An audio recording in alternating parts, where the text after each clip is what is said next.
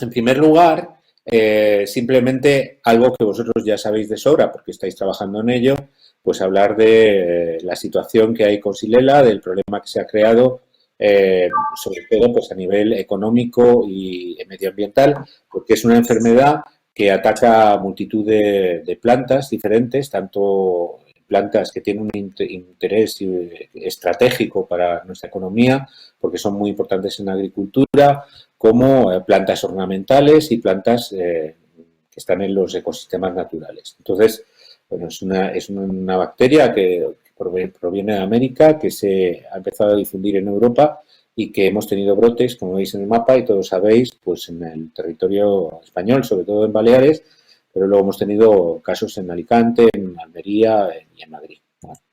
Estas dos diapositivas, esta y la que viene a continuación, me las ha cedido amablemente Blanca para un poco ilustrar el problema y simplemente que sirvan como ejemplo pues de la cantidad de brotes que se han producido en Baleares y de la cantidad de especies que se ven afectadas y que tienen un interés agrícola fundamental y económico también, como os decía.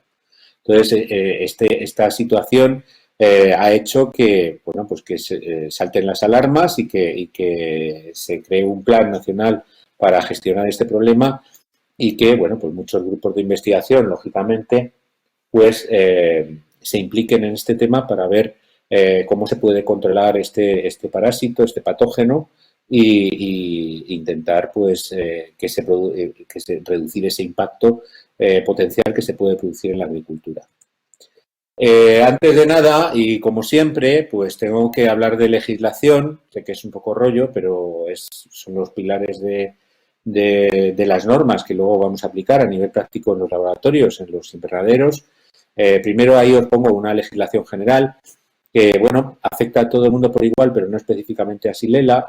Estamos hablando de un patógeno que es estrictamente vegetal, no afecta a humanos, no afecta a animales, pero sobre todo desde el punto de vista antropológico, al no ser un patógeno humano, pues la legislación de prevención de riesgos laborales en bioseguridad no afecta directamente, pero sí que es verdad que es bueno conocerla y que, bueno, pues se pueden extrapolar muchas normas que se utilizan en bioseguridad humana para llevarlas a bioseguridad vegetal. Luego sí que hay, y ahí tenéis la ley marco de prevención de riesgos laborales, uno de los reglamentos más importantes, que es el de reglamento de los servicios de prevención, y luego tenéis el Real Decreto 664, que es el reglamento específico de gestión de riesgo biológico en el ámbito laboral. Hay una guía técnica del anterior Instituto Nacional de Seguridad y Higiene en el Trabajo, que ahora se llama Instituto de Seguridad y Salud en el Trabajo, que se ha editado en 2014 y que ilustra este Real Decreto y además tiene una serie de apéndices que pueden venir bastante bien. Ya os digo, aunque este no sea un tema de bioseguridad humana, pero que os pueden venir bastante bien a la hora de implementar instalaciones, normas, etcétera, porque los niveles de contención son muy similares. Luego tendríamos la legislación de protección del medio ambiente, que está relacionada fundamentalmente con el uso de organismos modificados genéticamente y el impacto que pueden tener tanto en salud pública, si estamos hablando de posibles recombinantes que puedan tener efecto dañino en la salud humana, como el impacto que pueden tener estos modificados genéticamente en el medio ambiente, ¿vale? Aquí sí que nos puede afectar, lógicamente, si vamos a generar plantas modificadas genéticamente o la Xylella modificada genéticamente o el vector modificado genéticamente. Hay que cumplir esta legislación. Tenemos una ley, que es la 9/2003, y luego el Real Decreto 178/2004. Esta legislación es muy restrictiva, en el sentido de que para pues todas las instalaciones, incluso las que se van a realizar actividades confinadas de tipo 1 con organismos modificados genéticamente, que son actividades inocuas, no tienen en principio riesgo, pues hasta este nivel las instalaciones hay que notificarlas a medio ambiente o a la consejería correspondiente en medio ambiente de la comunidad autónoma y si fuera proyecto de plan nacional sería el ministerio directamente y a partir de ahí, pues si fueran actividades confinadas de tipo 2, de muy bajo riesgo, de tipo 3, de elevado riesgo, también no solamente se debería notificar actividad por actividad, sino que hay que esperar a que nos den una resolución de autorización. Entonces, esta legislación sí que nos afecta, ya os digo, para los que queráis obtener modificados genéticamente y tanto hay que autorizar las instalaciones como las actividades, actividad por actividad. Esto es algo que al principio choca un poco, pero que es así. Tú puedes haber autorizado un proyecto para trabajar con Xylella recombinante de una determinada forma y si ante un nuevo proyecto vuelves a autorizar ese modificado genéticamente, pues hay que volver a pedir la solicitud correspondiente. Luego tenemos la legislación específica que afecta a Xylella y en general a sanidad vegetal. Tenemos la ley que enmarca la legislación en sanidad vegetal en España. Luego tenemos una serie de legislación comunitaria y nacional sobre el transporte, la introducción, la exportación de material nocivo que pueda afectar a vegetales, de vegetales que puedan ser nocivos.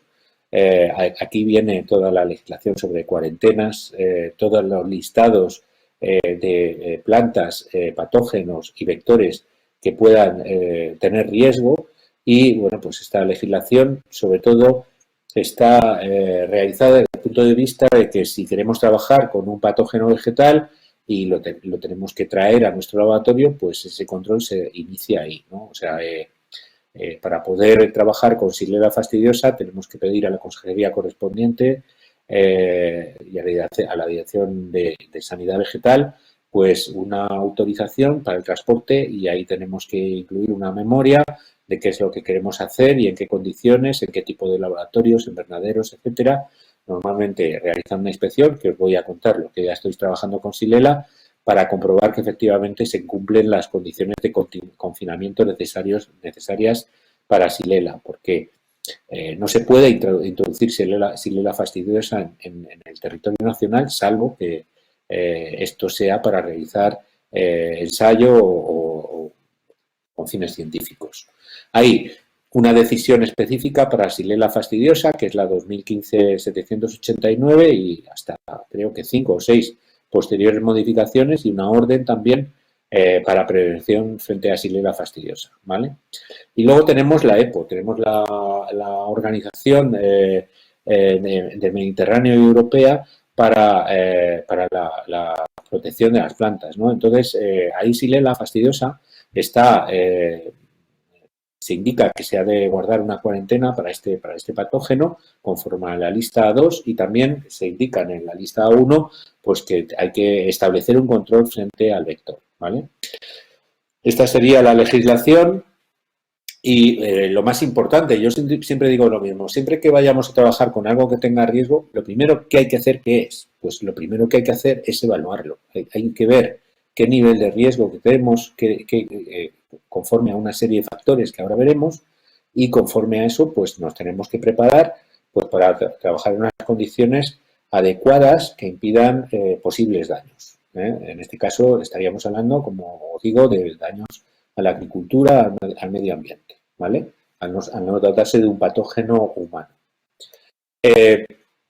La vía de transmisión, sin dudas, por supuesto, son los hemípteros xilófagos, como Philaeus spumarius, que parasitan las plantas, que pueden, que chupan el xilema y que a través de ese contacto pueden transmitir la bacteria a la planta, al pie de planta. Y el gran problema de esta enfermedad, como todos sabéis, es que esto afecta, por supuesto, a plantas leñosas, es que hasta que aparecen los primeros síntomas de enfermedad, pues puede pasar tiempo y cuando aparecen esos síntomas de sequedad, fundamentalmente por el biofilm que produce la bacteria en el xilema, al no llegar el agua y los nutrientes, se produce esa sequedad, pero estos síntomas aparecen tardíamente.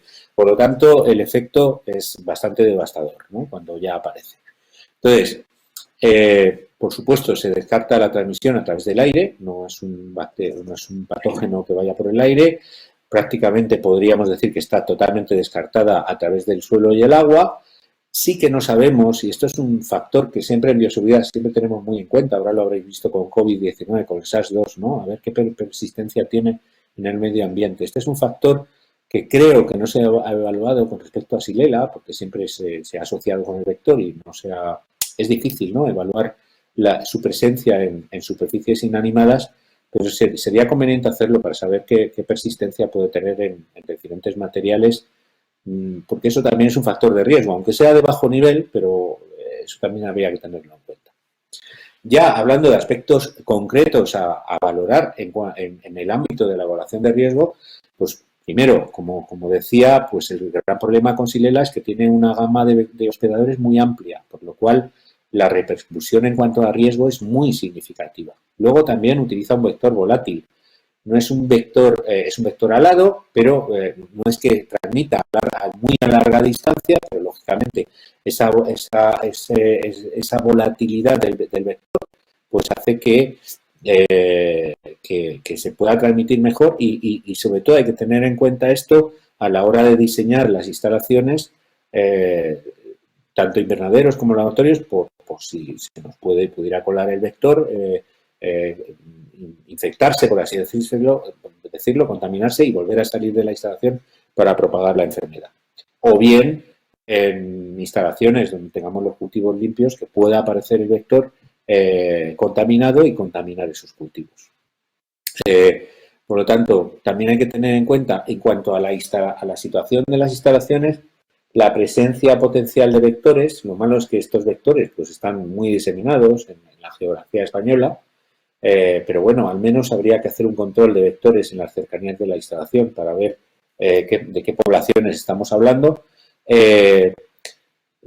Presencia de plantas huéspedes potenciales en las cercanías de la instalación, pensando en que ese vector se nos puede escapar, porque hay ensayos también en los que necesitamos a ese vector para realizar infecciones experimentales, o simplemente que se haya colado, se haya contaminado y vuelva a salir y pueda infectar a plantas en las cercanías de la instalación. O sea, estas dos últimas serían con respecto a la situación de las instalaciones y las que voy a comentar ahora serían con respecto a las técnicas. Lógicamente, las técnicas in vivo suelen tener mucho más riesgo cuando trabajamos en invernaderos que cuando trabajamos en el laboratorio. El laboratorio es mucho más fácil establecer contención, medidas de contención, y además el tipo de muestras pues suele ser más fácil desde el punto de vista de contención. Estamos hablando de cultivos que se pueden manejar mucho mejor, que se pueden, no es lo mismo trabajar en una cabina de bioseguridad que trabajar en el ambiente abierto de un invernadero. Cuanto mayor sea el tamaño de las plantas o la cantidad de plantas a trabajar, etcétera, pues el riesgo va a aumentar.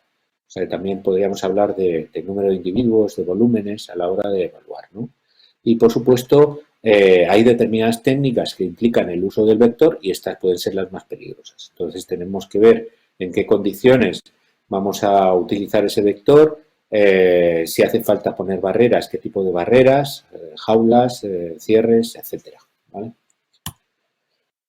Bueno, en la evaluación de riesgo, sigo hablando de la evaluación de riesgo, hay que tener en cuenta, veis aquí a la derecha abajo, tres aspectos fundamentales. Yo creo que esto, si lo introducís en vuestro ADN, siempre vais a hacer una evaluación de riesgo bien. Primero, hay que ver las características intrínsecas en cuanto a riesgo que tiene el agente biológico, y esto ya lo hemos estado viendo anteriormente. Hay que ver cómo se transmite, qué efectos produce, qué daños puede producir, etcétera, ¿vale? Qué prevalencia puede tener. Todos estos factores de patogenicidad, virulencia, dosis efectiva mínima, vía de transmisión, todos estos son importantes. Hay veces que no los conocemos tanto, ¿no? Y entonces esto genera una cierta incertidumbre y tenemos que ser bastante precavidos a la hora de evaluar. Luego, por supuesto, las técnicas. Ya hemos hablado de que las técnicas in vitro en principio tienen menos riesgo que las técnicas in vivo, y luego dentro de las técnicas in vivo y de las in vitro, pues hay unas que son más peligrosas que otras porque pueden implicar una rotura de la contención y una posible dispersión. Aquí hay que tener en cuenta, como decíamos, que al no tratarse de un patógeno humano, pues no tenemos un riesgo hacia el operador, pero lógicamente lo que sí que tenemos que tener en cuenta como fundamental, y ahora ya me estoy adelantando, lo veremos en la siguiente diapositiva, son las barreras que impidan el escape de ese material biológico, de ese agente biológico, de la bacteria o del vector fuera de la instalación, ¿vale? Más que esas barreras primarias que tienden a proteger al personal. Bueno, entonces, y luego, por supuesto, el tercer factor a tener en cuenta en la evaluación muy importante es el personal. Es si ese personal se ha formado, si está entrenado, si tiene experiencia, si se ha formado en las técnicas específicas que se van a realizar.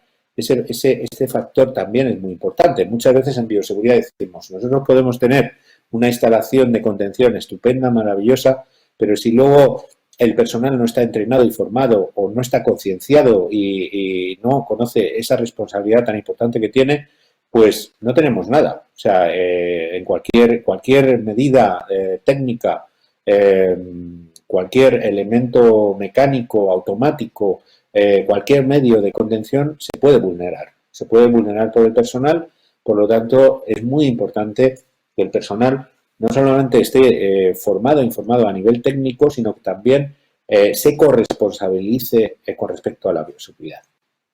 Bien, en la evaluación de riesgo, pues hay que intentar, debe ser un proceso en este sentido multidisciplinar. Si estamos hablando de instalaciones, por supuesto, no solamente tienen que intervenir el usuario de la instalación, sino también el personal que mantiene esa instalación, ¿no? Y, por supuesto, tiene que hacerse copartícipe la estructura del centro, del instituto, la dirección, ¿vale? Debe ser un proceso global de riesgo, de evaluación de riesgo y fundamentalmente preventivo. O sea, debemos realizarlo antes de ponernos a trabajar con el riesgo, ¿vale? Para domarlo de alguna forma. Lo malo en la evaluación de riesgo biológico es que es muy difícil cuantificar el riesgo. Normalmente utilizamos elementos que sí pueden ser cuantitativos, pero también muchos cualitativos, y muchos de ellos basados en nuestra experiencia o en nuestro conocimiento. Por lo tanto, siempre va a haber una cierta incertidumbre y siempre hay que utilizar un principio de precaución. Conforme a esta evaluación es el proceso fundamental para saber el tipo de riesgo y la magnitud de riesgo, tipo o tipos de riesgos y qué magnitud de riesgo vamos a tener. Y conforme a eso tenemos que elegir las normas a aplicar en la instalación donde vamos a trabajar, en el laboratorio, en el invernadero, y, por supuesto, las medidas de contención, ¿vale? El objetivo fundamental es reducir el riesgo biológico hasta un nivel asumible. El riesgo biológico nunca puede llegar a cero, teóricamente, pero sí podemos reducirlo hasta un nivel asumible, en el que consideremos que podemos trabajar con unas garantías y que podemos trabajar con un nivel de bioseguridad adecuado. Un concepto fundamental es la contención. La contención en bioseguridad es fundamental. Tenemos dos tipos de contención primaria y contención secundaria. Contención primaria son todas las barreras que establecemos dentro de la instalación que tienen que ver con el personal. Cuando si estuvimos trabajando con un patógeno humano, pues ahí está claro que hay un tema muy importante en cuanto a la salud y a la posible infección del personal que está trabajando con ese patógeno. En este caso no es, pero sí que es verdad que hay que tener en cuenta que el personal se tiene que proteger con una ropa específica de trabajo y con un calzado específico para evitar el escape hacia el exterior de material infeccioso. Ahí estaríamos hablando en realidad de contención secundaria, más bien, ¿no? O sea, en realidad, con respecto a Xylella, todo es contención secundaria. Pero bueno, se utilizan factores que clásicamente se introducen en contención primaria para colaborar en la contención secundaria. Otro factor muy importante, pues son los equipos de protección colectiva. Fundamentalmente, cabinas de bioseguridad. Con las cabinas de bioseguridad tenemos una garantía de contención, de que ese material de riesgo no va a escapar fuera del recinto de la cabina y, por lo tanto, es mucho más improbable que escape fuera del recinto del laboratorio, ¿vale? En este caso. Y luego tendríamos contención secundaria, que, como os digo, es la principal en este caso de trabajar con Xylella.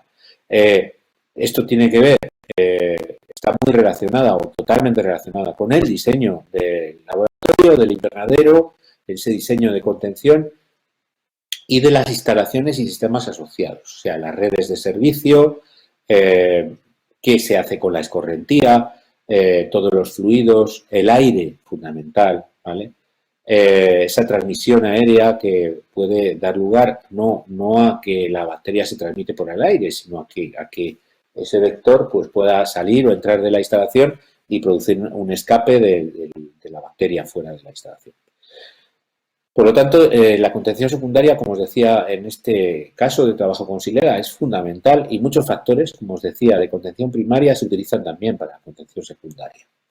Y luego tendríamos la biocustodia. La biocustodia es un campo dentro de la bioseguridad que va creciendo cada vez más, pues porque, ¿qué os voy a contar que no sepáis? Ha habido atentados, ha habido, pues hay miedo en el sentido de que armas biológicas y la biocustodia, su objetivo fundamentalmente es prevenir la mala utilización del material biológico de riesgo, o sea, evitar que alguien pueda acceder a la instalación o que alguien de la propia instalación pueda acceder al material biológico y utilizarlo para fines que no sean los adecuados. Entonces, la biocustodia no es algo primario con respecto a Xylella, porque Xylella sí que tiene riesgo, pero no es un candidato como arma biológica ni nada por el estilo, pero sí que es verdad que en general, a partir de nivel 2, se tiende cada vez más a profundizar en la biocustodia y a tener en cuenta aspectos que antes no se habían tenido en cuenta, como un control de muestras, un control de los sistemas de almacenamiento físico, un histórico de accesos que antes no se valoraba. Todo esto cada vez se va valorando más. Yo estoy metido en el Plan Nacional de Biocustodia a través del Ministerio de Asuntos Exteriores y sé de lo que estoy hablando y esto de aquí a unos años cada vez tendrá más relevancia, ¿vale? También hablaremos de estos aspectos de biocustodia. Bueno, hablando de contención, pues clásicamente en bioseguridad, sobre todo con la bioseguridad humana, se empezaron a aplicar 4 niveles de contención en función del riesgo potencial que pudiera tener ese material biológico, ese agente biológico, pues establecía desde el nivel 1, en el cual no existe riesgo, el riesgo es despreciable, hasta, porque os decía que nunca se puede decir que hay un riesgo cero, hasta el máximo riesgo, que sería el nivel 4. En bioseguridad vegetal, un nivel 4 es algo bastante impredecible, porque es tanta acumulación de riesgo que es muy probable que se debiera utilizar un nivel 4 para algo realizado con sanidad vegetal, a no ser que estuviéramos hablando de toxinas que fueran tremendamente peligrosas o algo por el estilo. Entonces, normalmente en bioseguridad nos solemos quedar en nivel 3, más bien. Sí que es verdad que hay determinados países que aplican niveles de contención hasta el 4, pero estos niveles de contención que aplican son menos restrictivos que los 4 niveles de contención de sanidad humana o de sanidad animal. Entonces, se puede llegar a un nivel 4 que en realidad sería similar a un nivel 3 en sanidad humana o animal. Bueno, como veis ahí en la diapositiva, bueno, pues hay diferentes niveles de contención en diferentes países para plantas, en concreto, para cultivo vegetal, para el ámbito de sanidad vegetal, y tenemos que el NIH de Estados Unidos ha establecido 4 niveles para plantas recombinantes, ¿vale? Del BL1P al BL1.4. En Australia igualmente también se han establecido 4 niveles de contención física y estos 4 niveles incluyen la investigación con vegetales, con plantas. En la ley, hablando de organismos modificados genéticamente, como os he indicado anteriormente, pues también se establecen 4 grados de confinamiento, que es sinónimo a nivel de contención, y tenemos del 1 al 4 en función del riesgo y pues si estamos trabajando con recombinantes de plantas, pues tendríamos que establecer qué actividad confinada es la necesaria para generar ese modificado genéticamente y trabajar con él. Si es una actividad confinada de tipo 1, 2 o 3. Ya os digo que el 4 es bastante improbable. El año pasado sacamos en el comité que yo coordino pues una norma de diseño de instalaciones de nivel 3 de contención biológica. Esta norma es importante para los que queráis trabajar en investigación vegetal con un elevado riesgo, ¿vale? Porque en esta norma se incluye un apartado general que sería el cuerpo más importante de la norma, en el cual se indican las características de diseño básicas en cualquier ámbito, tanto en sanidad vegetal como en sanidad animal, como en biomedicina, en investigación con humanos. Y luego tenemos dos apartados adicionales, uno para animalarios y otro para instalaciones de planta. Entonces, con esta norma hemos querido dejar para todo el personal que esté implicado un diseño claro de cómo tendría que ser el nivel 3 de contención biológica para plantas, qué características de diseño específicas debería tener. Además, lo bueno de esta norma es que no solamente es la típica norma con requisitos, sino que para cada requisito se han sacado normas técnicas de apoyo o notas técnicas de apoyo, perdonad, que explican el requisito y que explican cómo puedes obtener ese requisito, cómo lo puedes cumplir. Y esto ayuda mucho al personal que se está introduciendo en bioseguridad y que no tiene por qué ser experto. Pues si se pide un salto de 20 pascales, ¿cómo se puede conseguir esa depresión de 20 pascales en una instalación? Que si se habla de filtros EPA, pues explica cómo deben ser las cajas, cómo se pueden instalar los filtros, etcétera. O sea, es una guía, es una norma técnica, pero al mismo tiempo también es un manual, o eso es el objetivo que hemos intentado lograr. Ahí veis una definición que yo podría aplicar a los niveles de contención biológica para plantas y en realidad son muy generalistas porque hay que tener en cuenta tanto la salud humana como la ganadería, la agricultura y la diversidad biológica, ¿vale? Entonces, con respecto al medio ambiente, porque lógicamente donde más riesgo podemos tener es en agricultura y en diversidad biológica, pero también hay determinados productos vegetales que pueden ser peligrosos para la salud humana y la ganadería y esto también habría que tenerlo en cuenta.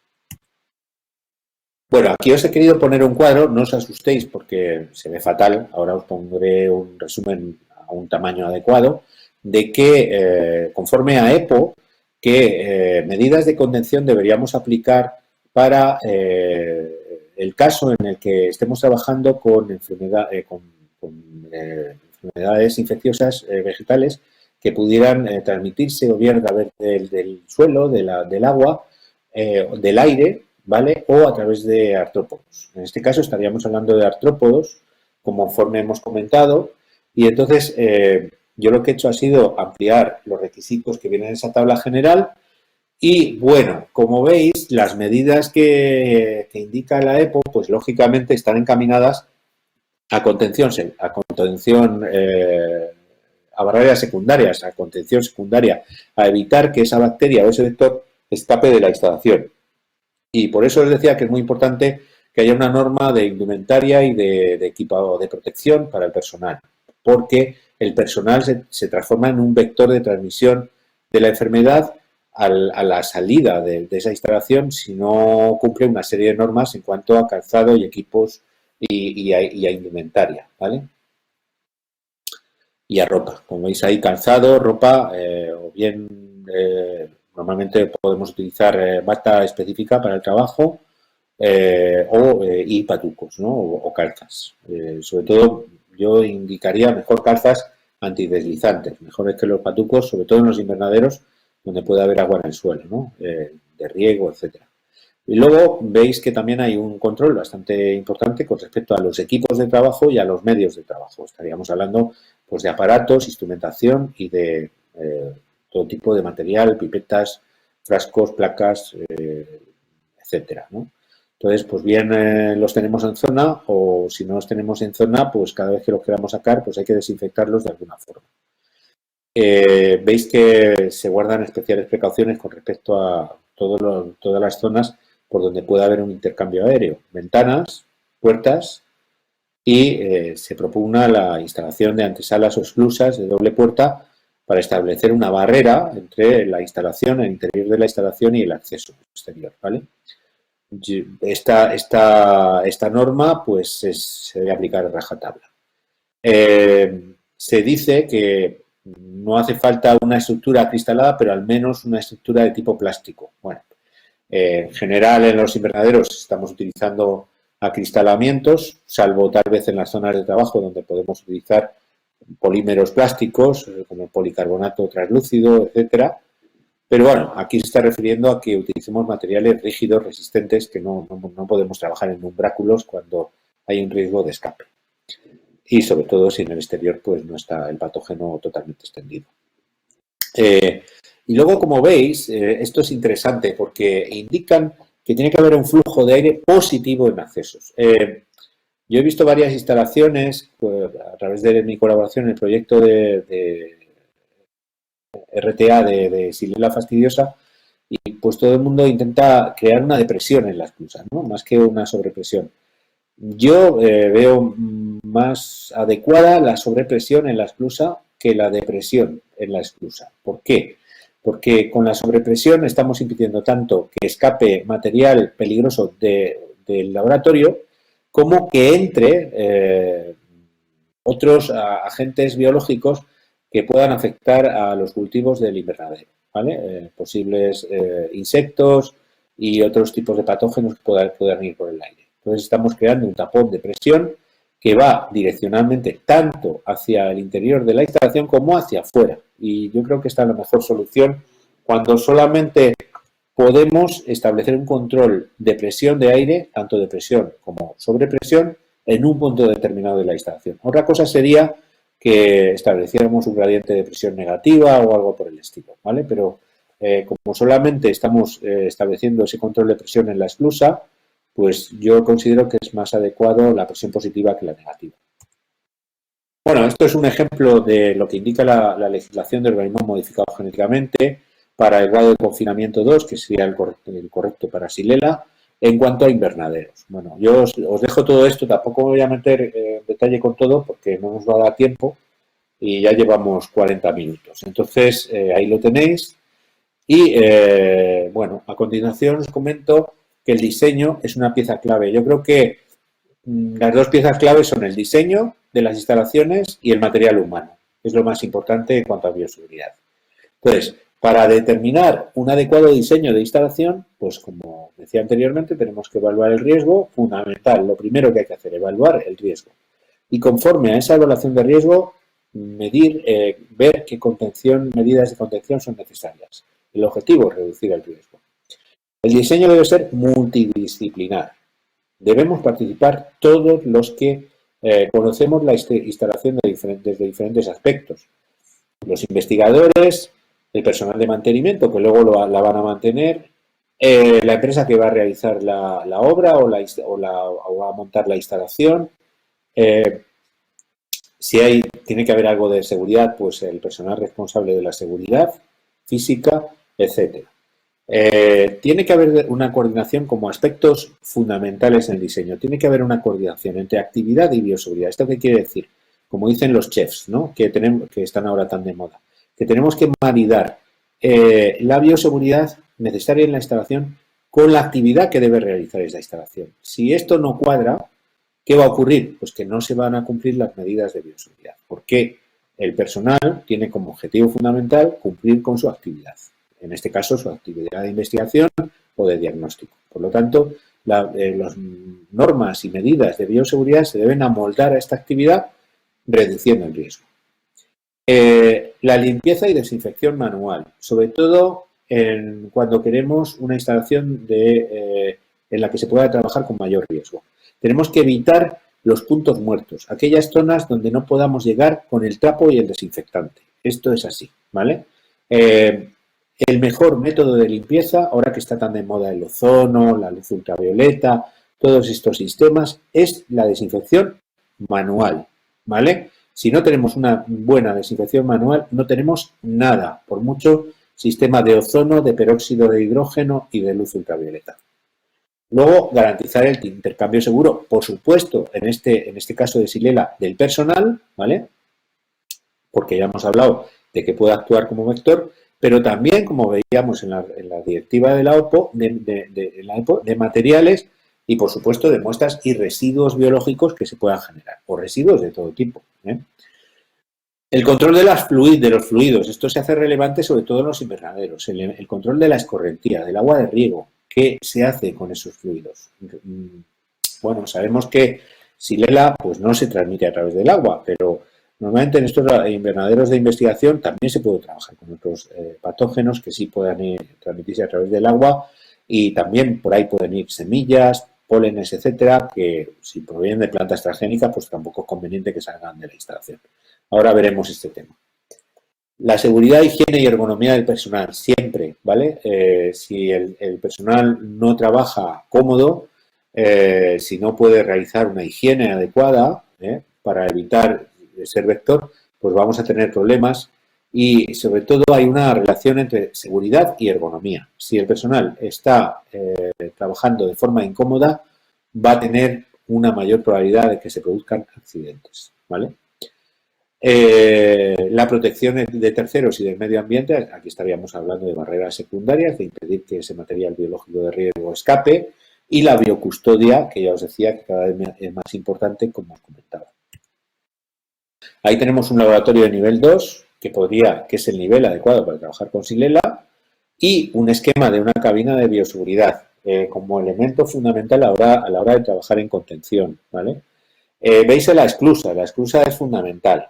Ya os veis esas flechas indican si el laboratorio estuviera en depresión. Pero ya os comentaba que, para mi punto de vista, es mejor establecer una sobrepresión en la esclusa que una depresión. Los que ya tenéis depresión, pues bueno, pues ya tenéis depresión y no pasa nada y también es bueno, ¿vale? Mucho cuidado con esas depresiones que se generan al abrir la puerta, porque habría que comprobar que efectivamente funcionan adecuadamente, porque sabéis que el aire tiene inercias y dependiendo del sistema, cómo funcione, pues a lo mejor ya se ha abierto la puerta y todavía no se ha creado la succión adecuada del aire y estamos en una situación insegura. Veis ahí una pila a la salida del laboratorio, pues que siempre es adecuada la higiene del personal para evitar que actúe como vector. Veis la instalación de un autoclave. No es obligatoria en nivel 2, pero es recomendable que el autoclave esté en el propio laboratorio. Y ya hemos hablado del autoclave, ahora hablaremos más de los autoclaves. ¿Veis un SAS, una pass-through box? No es necesario para este nivel 2. Si lo tuvierais, estupendo, pero no es necesario. Normalmente en los laboratorios grandes sí que es importante que haya una ducha y lavabojos de emergencia. Y como veis, las cámaras de cultivo, que puede tener una antesala independiente del laboratorio y de la cámara para preparar las tierras, las macetas, etcétera. Puede ser una cámara climática para macetas o simplemente para cultivo hidropónico, eso ya según las actividades que se vayan a realizar. Pues la cámara de cultivo está muy bien y es un muy buen sistema de contención, y yo la pongo al final del laboratorio porque en principio podría ser el foco o la zona de mayor riesgo dentro del laboratorio. ¿Veis la subdivisión? Estos recuadros que aparecen aquí, doy con el ratón, estos serían cabinas de bioseguridad, ¿vale? Entonces veis que las separo y y semisectorizo el laboratorio un poco, pues si fuera necesario y conveniente, sectorizar los trabajos y crear flujos de trabajo independientes.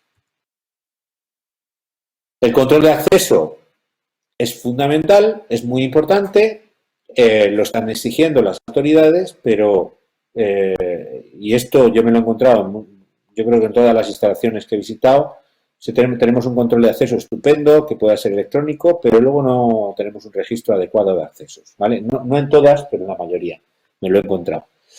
Hay que pensar que si no tenemos un histórico de accesos, no tenemos un control de acceso. Esto es así. Podemos tener un control de acceso mediante huella, mediante clave, mediante tarjeta, lo que queráis, el mejor que queráis, pero si luego no se quedan registrados los accesos, pues no tenemos nada. ¿Cuál es el mejor control de acceso? Ahora me vais a decir, con COVID-19 no. Bueno, hasta que apareció COVID-19, la huella dactilar. Es la mejor forma de controlar el acceso porque es un acceso biométrico y entonces es inseparable de la persona que quiere acceder, a no ser que, como en las películas de espías, pues cortamos el dedo, ¿no? Pero si no, es el mejor.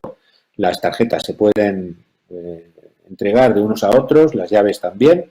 Si queremos realizar un control de acceso, hay que hacerlo bien y en condiciones. Por lo tanto, a ser posible con huella y, cuando pase al menos esto de COVID-19, y con, por supuesto, fundamental histórico de accesos.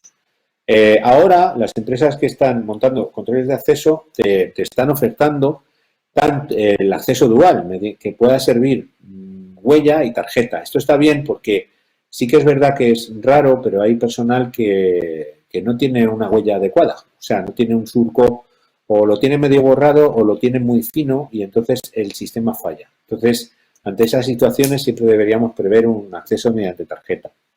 También es una forma de obligar al personal a que se quite los guantes a la salida del laboratorio. Esto es una norma básica de higiene. Como comprenderéis, no se puede salir con los guantes puestos con los que se ha estado trabajando hacia afuera del laboratorio. Claro, la gente dice, no, claro, pero es que si no llevo guantes me puedo contaminar. En este caso con Silela no pasaría esto, pero entonces le digo, bueno, pues coge un contenedor limpio, mete el material biológico dentro y toca el contenedor limpio con la mano desnuda, no con los guantes. Por lo tanto, es mejor la huella y para el control de guantes también. El enclavamiento electrónico de puertas pues viene muy bien, no es obligatorio, no es necesario, pero viene bien, de tal forma que hasta que no se cierra una no se habilita la siguiente, tanto en el sentido de entrada como el de salida. Revestimientos, lisos, no porosos, resistentes, descontaminables. Esto es un aspecto que falla mucho. Yo en los laboratorios que he visitado, pues desgraciadamente porque son antiguos, porque no se tenía ese concepto, porque curiosamente en varias instalaciones he visto que se han montado controles de acceso muy estupendos, eso sí, sin histórico en muchos casos, pero el suelo de baldosa de terrazo ahí sigue, ¿vale? Entonces, este aspecto a la hora de higiene es fundamental. Si tenemos un derrame debemos poderlo recoger fácilmente y desinfectar esos materiales. Por lo tanto, esos materiales no pueden ser lisos, no pueden tener, porosos, no pueden tener juntas, no pueden ser rugosos. El revestimiento más facilón puede ser un PVC, no digo yo facilón de forma despectiva, sino que es fácil de instalar. O también puede ser una resina epoxi, pero la resina epoxi tiene complicaciones a la hora de su mantenimiento a largo plazo, mientras que el PVC pues se puede recambiar fácilmente. Lo malo es que es un material blando que tiende a cuartearse, a producirse fisuras. En el momento que esto ocurre, pues hay que cambiarlo, pero es verdad que se cambia muy bien, se recambia muy bien. Uniones suelo-pared, al menos la suelo de pared deberían ser en Escocia para facilitar la limpieza. Ventanas normalmente cerradas, ¿vale? Tratamiento de aire, otro aspecto importante. El tratamiento de aire es fundamental, pero no por bioseguridad, sino por norma básica de seguridad e higiene para el personal que está trabajando. He visto algunas instalaciones donde no tienen renovación de aire. Esto es un auténtico peligro en cuanto a seguridad básica del personal. Tiene que haber un número de renovaciones horas que para los laboratorios está en torno a las 8 renovaciones hora. Si estamos hablando de un laboratorio de nivel 2, la unidad de tratamiento de aire debe ser independiente. No podemos enviar aire a otros laboratorios en la recirculación. Ahí pongo sin recirculación, eso es un error. Puede haber recirculación perfectamente en un laboratorio de nivel 2, sin problemas. Esto es una errata porque había algo más a continuación y lo he borrado y se ha quedado mal. Y no es necesaria la depresión en principio. Sí que nos están pidiendo una barrera de aire para Silela. Bueno, pues como os decía, se puede establecer depresión en la esclusa, pero yo os aconsejo mejor la sobrepresión. Cabinas de bioseguridad clase 2. Vale. ¿Esto qué significa? Que estas cabinas, como la que veis en la foto, por muy antigua que sea esa cabina, pero cumple las normas técnicas. La norma técnica es la UNE EN 12469-2001, ¿vale? Eso es una cabina de seguridad microbiológica. Cuidado aquí, porque hay otras cabinas que son de flujo laminar, que no están certificadas y que son inseguras. Sobre todo porque una cabina de seguridad microbiológica o de seguridad biológica, como sabéis, recircula el 70% de aire y saca el 30% de aire al exterior y lo hace a través del techo. Entonces, ahí tiene que haber un filtro EPA. ¿Qué ocurre con la mayoría de las cabinas de flujo laminar no certificadas? Primero, que el fabricante no certifica que esa cabina funcione bien, conforme a las especificaciones de la norma. Y segundo, que no tienen filtro, de tal forma que el material que sale del circuito de la cabina, pues sale sin filtrar y, pues dependiendo con qué estemos trabajando, pues ahí puede haber un riesgo claro para el personal o para el medio ambiente. Ese 30% de aire que sale por la parte de arriba de la cabina de bioseguridad se recupera por el frontal. Si veis, por estos agujeros, si veis mi ratón, por estos agujeros que están taladrados en el frontal. Y además ese aire es fundamental porque es la barrera entre el operador y el material biológico. No es el flujo laminar, sino ese aire que se introduce en la cabina y que compensa la pérdida de aire que se produce por la parte superior de la cabina. El autoclave, otro aspecto que desgraciadamente he visto que se produce y no solamente en vuestros laboratorios, sino en general en la mayoría de los laboratorios. Mucho personal está utilizando autoclaves que son por gravedad. Son autoclaves antiguos en los que no se utiliza la tecnología de vacío y por lo tanto no se asegura que esa carga pierda completamente el aire y por lo tanto no se asegura que el vapor llegue a todos los intersticios de la carga y esterilice eficientemente. Daos cuenta que en el ámbito farmacéutico, para que os hagáis una idea, un autoclave de desplazamiento por gravedad nunca sería validable. Pero es que si queremos hacer un test tan básico como un Bowie-Dick, que es simplemente comprobar que el aire escapa del material poroso y entra a vapor de forma uniforme, pues no lo pasan. Estos autoclaves no lo pasan. Entonces tenemos que tener un autoclave con tecnología de vacío, bien de los grandes, de estos que tienen la cámara horizontal, pero también hay autoclaves de consola más pequeños que tienen la cámara vertical y que también producen vacíos y se pueden validar. Este es un tema muy importante en cuanto a la calidad del trabajo. No es tan importante para la Xylella en sí, porque, como os decía, pues aunque no sabemos la pervivencia de la bacteria, pero la vía de transmisión es a través de un artrópodo, pero estos laboratorios no solamente se utilizan para Xylella, se pueden utilizar para otros agentes biológicos que se transmiten a través de otras vías. Entonces, el autoclave debe ser adecuado para la destrucción de residuos. El almacenamiento, utilizar ultracongeladores, tanques de nitrógeno, a ser posible que sean específicos. Si están dentro del nivel de contención, mejor.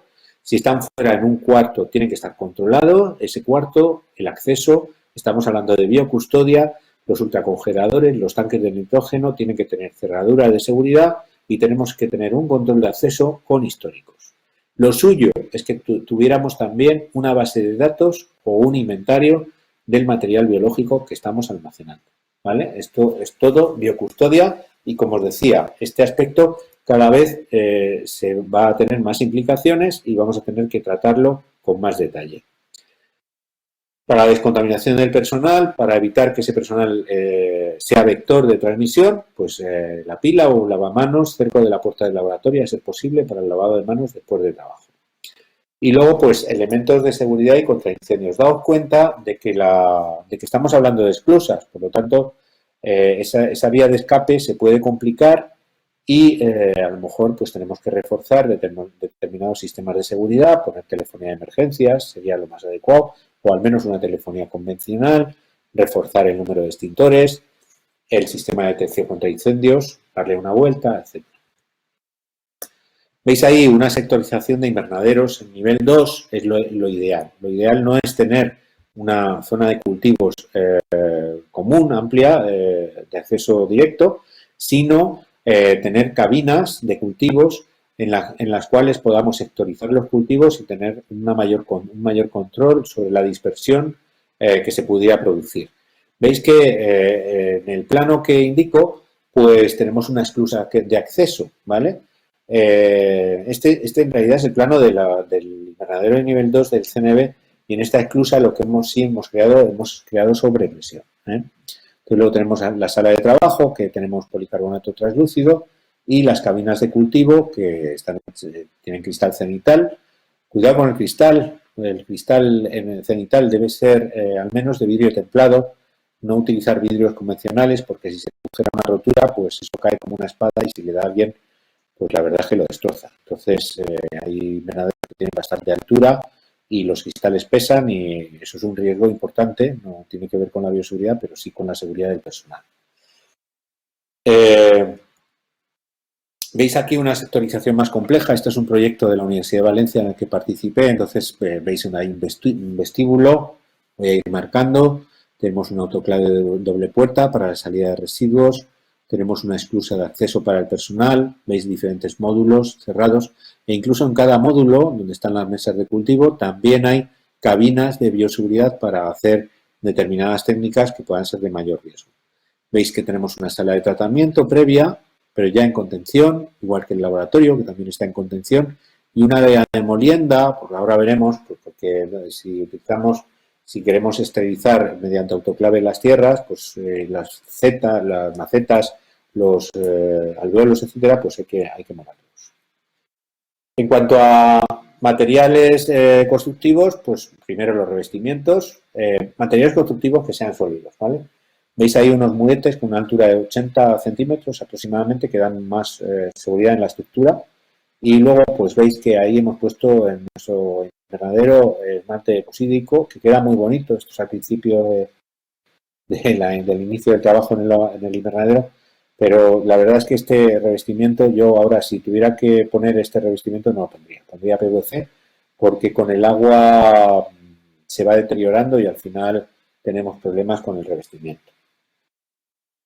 Control de acceso, muy importante, roseta de bioseguridad. He visto instalaciones donde no se pone esta roseta de bioseguridad. Veis ahí el triángulo con la roseta de bioseguridad, también una señal de prohibido el acceso a personal no autorizado, una serie de instrucciones de acceso e incluso en muchas ocasiones se puede poner los agentes con los que se está trabajando. Con Silela creo que es incluso necesario.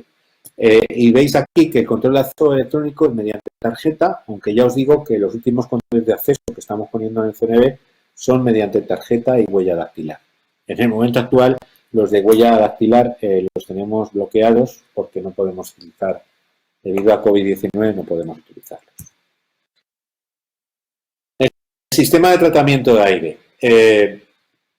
Veis ahí que esa es la esclusa, es una foto de la esclusa, esa de aquí arriba. Y veis que tenemos un filtro y un impulsor. Bueno, aquí tenemos un cajón para batas, ¿vale? Y aquí es donde se hace el cambio de ropa, por eso la esclusa también es bueno tenerla para hacer ese intercambio de ropa de trabajo por ropa interna por ropa externa. Y bueno, lo que tenemos aquí es una sobrepresión que se controla a través de este manómetro diferencial. Un tema importante, nosotros cuando vayamos a crear una zona de presión, de sobrepresión o de presión, tenemos que conocer cómo funciona. Lo que no puede ser, es lo que he visto en muchas instalaciones, que en realidad no se conoce bien si ese sistema está funcionando realmente o no. Y para eso, pues hay que involucrar al mantenimiento y tenemos que tener unos ciertos conocimientos nosotros, como gestores de la instalación, de que esa barrera está funcionando adecuadamente. Es un sistema ingenieril que puede dar problemas, ¿vale? Y que tenemos que validar periódicamente y comprobar que realmente se está produciendo esa depresión o esa sobrepresión, lo tenemos que validar periódicamente y comprobar que así se realiza porque puede tener fluctuaciones debido pues, a la acomodación de los filtros, a que el motor no funciona adecuadamente, a que no hay la suficiente estanqueidad para crear esa sobrepresión o depresión, etcétera, ¿vale? Veis aquí en la otra foto que hemos puesto unos filtros. Bueno, en nuestra instalación lo que decidimos fue poner en las cabinas de cultivo y cuando el aire necesite salir al exterior, porque de vez en cuando se saca hacia el exterior, que ese aire pasara a través de filtros que no fueran EPA, porque no es necesario, y he visto instalaciones que tienen filtros EPA, no es necesario, pero sí EPA sin H, ¿vale? Los antiguos F9 o no, F11, ¿vale? Que produzcan, sean de alta eficacia. Con estos filtros ya conseguimos parar semillas y pólenes y gran parte de microorganismos. No todo completamente con un filtro de EPA, pero sí gran parte. Con esto ya tenemos una protección adecuada y no hace falta llegar a poner filtros EPA porque instalar filtros EPA significa tener cajas de filtración que sean eficientes para filtros EPA y tener que validar previa y periódicamente los filtros, lo cual no es tan fácil, ¿vale? Porque tenemos que tener, ahora aquí no me da tiempo, pero tendríamos que tener en cuenta una serie de aspectos para que una empresa especializada pueda validar con fiabilidad esos filtros. Y yo siempre digo lo mismo, tú puedes tener un filtro EPA, pero si no lo validas, no lo tienes, porque no sabes si está funcionando realmente o no. La filtración en EPA es muy compleja, requiere un cierre estanco completo del filtro con respecto al bastidor donde se instala, y además el filtro requiere verificar que el filtro no tenga ningún poro, porque en el momento que tenga un poro, una pequeña rotura, que a lo mejor es imprescindible a la vista, gran parte del aire va a pasar por el poro y no se va a filtrar, porque el filtro produce una pérdida de carga muy fuerte, produce una resistencia muy fuerte al aire, y cualquier resquicio que quede entre el bastidor y el filtro o dentro del propio filtro, en la matriz del propio filtro, va a reducir de forma dramática la eficacia del filtro. Por lo tanto, ya os digo que lo de los filtros EPA tiene mucha historia y yo solamente los pondría para laboratorios de nivel 3. ¿Veis ahí el tema problemático de la esterilización de tierras? Necesitamos utilizar, por supuesto, un autoclave de tecnología de vacío, como el que veis ahí. Este es muy grande, pero también hay otros con cámara vertical más pequeños. Y normalmente, si queremos hacer esto de una forma que no requiera muchísima mano de obra, pues tenemos que utilizar algún tipo de molienda que esté cerrada en una habitación porque se produce mucho polvo, para que se rompan tanto las macetas como los alveolos y se pueda hacer una mezcla con las tierras. Y la esterilización va en bandeja. Si utilizamos bolsas de tierra, nunca vamos a conseguir esterilizar la tierra, ¿vale? Nos tenemos que ir a sistemas de bandejas y con sonda de producto de autoclave que gobierne, es un termómetro, una sonda PT100, que gobierna, que mide la temperatura, y que hasta que esa sonda no se pone a 121 grados, la tenemos introducida en la tierra, pues no arranca el ciclo y no se empieza a contar el tiempo de meseta de esterilización. Bueno, otros sistemas que ahora no voy a entrar, que todos conocéis, no tenemos tiempo y que hay que tener en cuenta dentro de los invernaderos de investigación. El sistema de tratamiento de efluentes es otro aspecto que muchas veces se utiliza, pero que en realidad no se conoce si realmente es eficiente. De forma clásica se han utilizado sistemas basados en añadir hipoclorito sódico, pero no se han validado. O bien sistemas como el que he visto en alguna instalación y que yo tuve también y que tuvimos que eliminar, que estaban basados en luz ultravioleta. Los sistemas de luz ultravioleta no funcionan. No funcionan porque la turba tiene una granulometría muy compleja, hay granos de muy pocas micras, y aunque pongamos un sistema de esterilización previo, un sistema de filtración, previo, ese agua no va a ser del todo transparente y la luz ultravioleta no va a funcionar. Luego, además, el hipoclorito sódico pues tiene problemas porque, por ejemplo, las semillas no se inactivan normalmente, porque las semillas, como todos sabéis, la gran cantidad de semillas están previstas, están diseñadas para poder pasar por el intestino del rumiante, etcétera, y soportar la acidez que ahí se produce, y es una forma de diseminación, como todos conocéis. Entonces, el hipoclorito suele fallar bastante, es un elemento bastante peligroso porque se pueden generar vapores de cloro y habría que utilizar grandes cantidades de hipoclorito. Yo, de hecho, intenté validar previamente con hipoclorito, no lo conseguí y al final me pasé a la sosa y hemos conseguido validar un ciclo de 2 horas a temperatura ambiente y con una concentración de 0,6 normal de hidróxido sódico. Tiene que ser un sistema que tiene que estar protegido, automático, y tenemos que tener en cuenta posibles rebosamientos, fallos en el sistema, qué hacer con el agua si no la podemos esterilizar porque tenemos una avería, etc.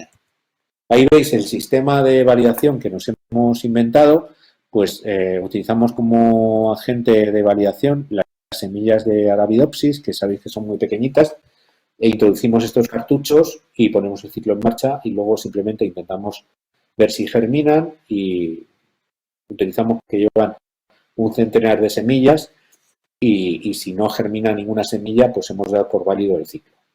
Y luego también, por supuesto, al inicio y, bueno, como cada año hacemos un test microbiológico para ver qué es lo que sale por el lado. Bueno, procedimientos de gestión, formación e información fundamental. Ya os decía, el aspecto humano es fundamental. Señalización ya lo hemos visto, el control de acceso, histórico, fundamental, el control de muestras, inventario, cada vez es más relevante. Por supuesto que os voy a contar sobre el control de plagas a nivel general en un invernadero, sobre todo, pero también en un laboratorio que estemos trabajando con vegetales, en cámaras climáticas, en cámaras de cultivo in vitro. El control de los vectores, si estamos trabajando con el vector de Xylella, lógicamente vamos a tener que utilizar una serie de sistemas para tener controlados los vectores que no escapen y, bueno, incluso hacer un recuento después de los trabajos, etcétera. Hay que hacer una buena selección y mantenimiento de tipos de protección colectiva e individual, indumentaria de trabajo, protección del calzado. A ser posible tener procedimientos normalizados de trabajo de limpieza y desinfección y de gestión de residuos. Y, por supuesto, al menos validar periódicamente, simplemente una vez al año, las cabinas de bioseguridad y los autoclaves. Normas de utilización en nivel 2. Control, normas de acceso en cuanto a ponerse una ropa específica de zona, calzado, etcétera. No entrar con material innecesario en la instalación y, por supuesto, no sacar nada que pudiera estar contaminado sin haberlo desinfectado previamente. Utilizar cabinas de bioseguridad clase 2 que estén certificadas y que estén validadas periódicamente. Higiene personal, sobre todo a la salida, lavado de manos. Orden y limpieza, fundamental, es una norma básica que siempre repito, sea el laboratorio que sea. Técnicas de control de vectores, como os he dicho anteriormente, impedir siempre la formación de aerosoles, aunque ya sabemos que esta bacteria no va por el aire, pero bueno, como norma básica de bioseguridad para evitar otro tipo de contaminación. Por supuesto, las normas básicas de no usar inadecuadamente cortantes y punzantes, transporte interno y externo, y aquí hay que tener en cuenta que hay que depurar las normas y los medios de transporte entre los laboratorios y los invernaderos. Esto es muy importante. Siempre para Xylella hay que utilizar doble contenedor, tubo cerrado en gradilla dentro de un contenedor hermético y resistente a prueba de caída. Almacenamiento seguro de muestras, biocustodia, desinfección de superficies tras cada manipulación, el acontecimiento de residuos conforme a la normativa y comunicación inmediata de accidentes. Sabéis que la gestión de residuos conforme a la normativa, pues ahí tenemos una laguna con respecto a patógenos vegetales, que normalmente las normativas de gestión de residuos biosanitarios se refieren más bien a patógenos humanos y, en segundo lugar, bueno, a patógenos humanos fundamentalmente. Bueno, pues tenemos que hacer una abstracción de la normativa que hay en la comunidad autónoma correspondiente para llevarla también a vegetales. Pero podría servir, si tenemos el autoclave validado, podríamos, ese ciclo de autoclave podría servir perfectamente para eliminar todos los residuos que se vayan generando. Comunicación de accidentes e incidentes fundamental, no solamente desde el punto de vista de seguridad personal, sino también para evitar posibles escapes del material biológico. Bueno, estos son fotos que he ido haciendo en diferentes instalaciones de las medidas que utilizan para el control de los vectores, para que estos vectores no escapen cuando se hacen las infecciones experimentales, etcétera, ¿vale? Muy importante, pues, por ejemplo, el color de fondo del laboratorio que sea clarito, que si se puede hacer un recuento de los vectores se haga, etcétera. Nivel 3 voy a pasar muy rápido. Hay alguna instalación que está utilizando el laboratorio de nivel 3 para Xylella fastidiosa, no haría falta en principio, ¿vale? Pero bueno, ahí veis un plano, y entonces veis los sublaboratorios con las cámaras de cultivo al fondo. Normalmente debería haber una precámara de servicio, pues para la preparación de cultivos, poner equipos de protección individual, etcétera. Y bueno, podríamos decir en general que hay como dos tipos de laboratorios de nivel 3. Aquellos laboratorios de nivel 3 de menor riesgo, en los que no hace tanta falta la ducha de salida o no se aplica, ¿vale? Y que tampoco se aplica el cambio de ropa completo, ¿vale? Pero sí se tiende a tapar toda la superficie corporal mediante equipo de protección individual, y aquellos otros de mayor riesgo en los que se considera, tras una evaluación de riesgo, que la ducha de salida es obligatoria y el cambio total de ropa también, ¿vale? Entonces, en función del nivel de riesgo, pues se podría utilizar un tipo de laboratorio u otro. Para Xylella, con el primer tipo tendríamos de sobra más que suficiente.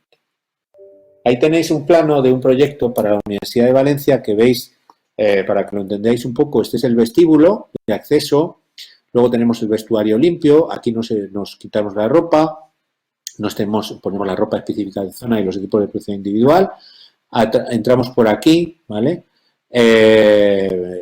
Por esta esclusa de acceso y luego tenemos una zona de trasiego o de trasvase de materiales mediante un airlock, un autoclave y un pass-through box para sacar grandes materiales, muestras y pequeños materiales y residuos o material que se pueda autoclavar.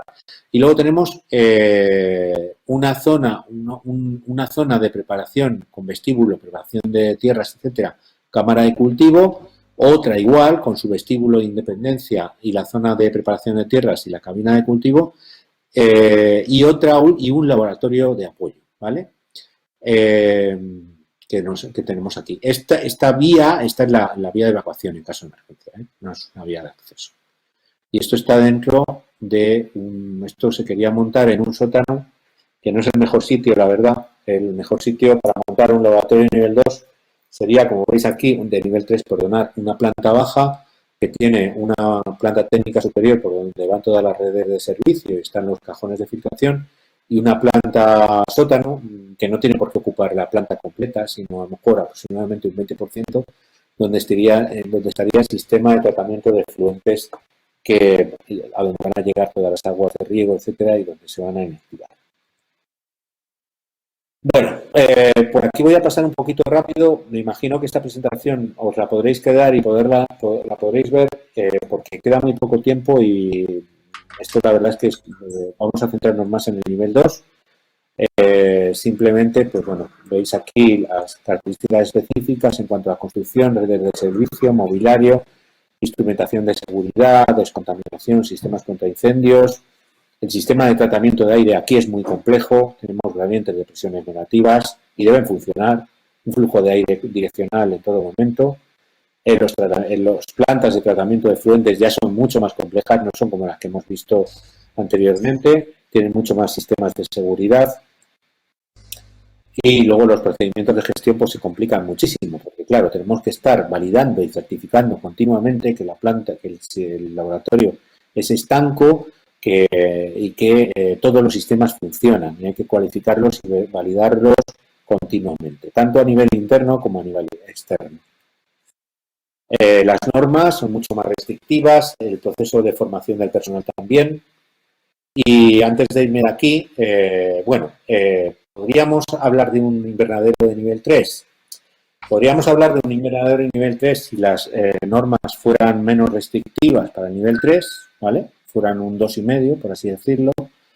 Pero yo considero más seguro si realmente necesitamos un nivel 3 que en vez de utilizar un invernadero utilicemos un laboratorio con zona de cultivo, cámaras climáticas que son estancas y son mucho más seguras.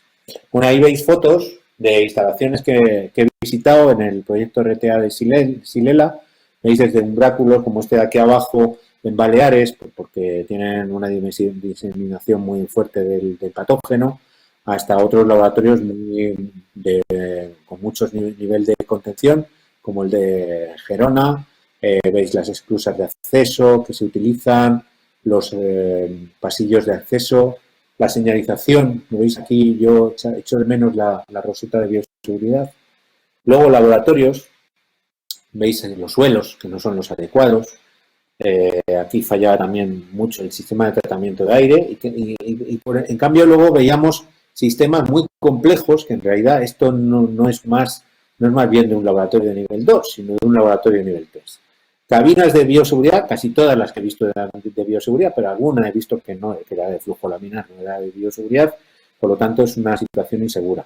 Controles de acceso, todos los que he visto eran electrónicos, bien, pero, como os decía, si luego no tenemos un histórico de accesos, pues no tenemos mucho, la verdad.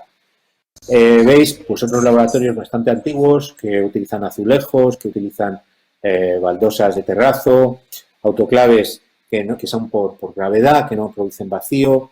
Bueno, aquí también hay un problema de presupuesto, de medios y es difícil, la verdad es que es difícil, pero bueno, hay que ir pensando a medio o largo plazo en ir cambiando estos revestimientos, estos sistemas de esterilización. Este sistema que veis aquí es por luz ultravioleta, ¿veis? Bueno, pues es inseguro, aquí está la luz ultravioleta, ¿vale? Es inseguro por lo que os decía, porque el agua que se gestiona no es transparente. Y hay otros sistemas, mini bio-waste, que, bueno, pueden funcionar o no pueden funcionar. Yo siempre indico que cuando tengamos un sistema bio-waste, de alguna forma lo deberíamos poder validar, porque a lo mejor pensamos que tenemos algo y no lo estamos teniendo. Y ahí, pues esa foto la pongo porque me hizo mucha gracia y aquí tenemos que jugar en este momento con dos riesgos, con Xylella, pero también con COVID-19, que es mucho más significativo para nosotros.